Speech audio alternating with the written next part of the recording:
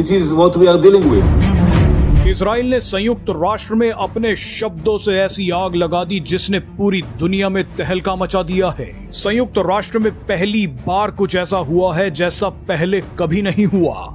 संयुक्त राष्ट्र सुरक्षा परिषद की बैठक में इजराइल के राजदूत डैनी डैनन ने अचानक एक ड्रोन निकाल लिया। उसके बाद कई देशों की ऐसी धज्जियां उड़ाई जिसे देखकर भारत भी हैरान हो जाएगा।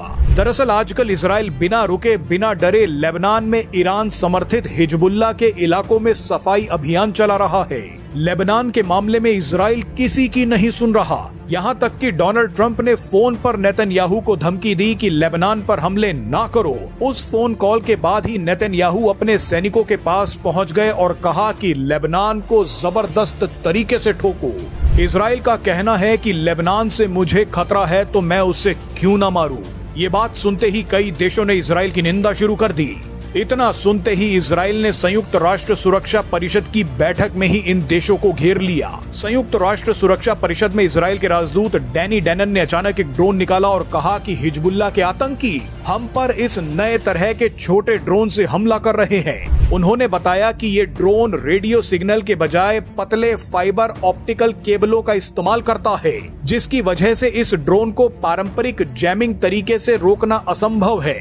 ये ड्रोन्स बेहद ही कम ऊंचाई पर उड़ते हैं, जिससे टक्कर से ठीक पहले उनका पता लगाना अत्यंत कठिन हो जाता है। इतना बोलते ही डैनी डैनन ने संयुक्त राष्ट्र सुरक्षा परिषद में फ्रांस और स्पेन को रगड़ दिया। फ्रांस और स्पेन वो देश हैं जो लगातार इजराइल की निंदा करते हैं। डैनी डैनन ने कहा कि मैं फ्रांस के डिप्लोमेट से पूछना चाहता हूं कि अगर कभी फ्रांस पर स्पेन ने हमला कर दिया तो क्या फ्रांस एक्शन नहीं लेगा? क्या फ्रांस तब तक इंतजार करेगा जब तक ड्रोन्स पेरिस के ऊपर से ना गुजरने लगे? क्या आप तब तक उन ड्रोन्स की आवाज सुनते रहेंगे जब तक वो फटे ना? मुझे लगता है कि आप भी वही करेंगे जो इजराइल ने किया है।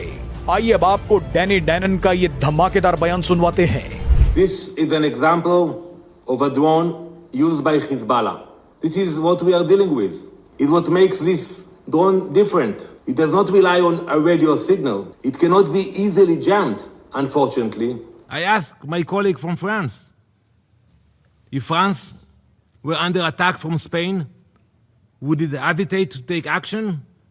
Would you wait until the drones were buzzing over Paris and you hear them?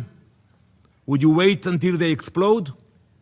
Or would you do what every responsible government does and eliminate? संयुक्त राष्ट्र में इजराइल के राजदूत डैनी डैनन ने संयुक्त राष्ट्र सुरक्षा परिषद की बैठक में हिजबुल्लाह का एक फाइबरप्टिक ड्रोन प्रदर्शित करते हुए बताया कि यह तकनीक रडार से बच सकती है और इसे इंटरनेट पर आसानी से खरीदा जा सकता है।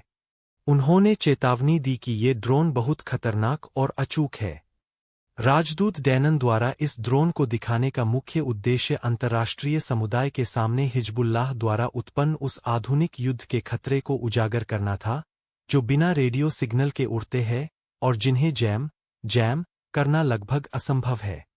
ड्रोन 2 किलोग्राम से भी कम वजनी होते हैं, बहुत कम ऊंचाई पर उड़ते हैं और इन्हें आसानी से डिटेक्ट नहीं किया जा सकता। फ्रांस से सवाल।